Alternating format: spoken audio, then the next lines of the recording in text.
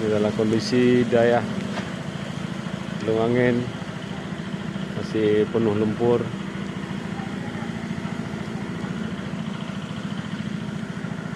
Inilah rumah Abi Jafar.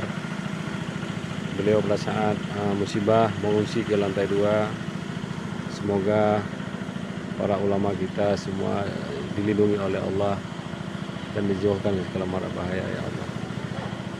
Alhamdulillah hari ini kami sudah sampai kemari untuk bertemu dengan Abi, dan alhamdulillah beliau dalam keadaan sehat.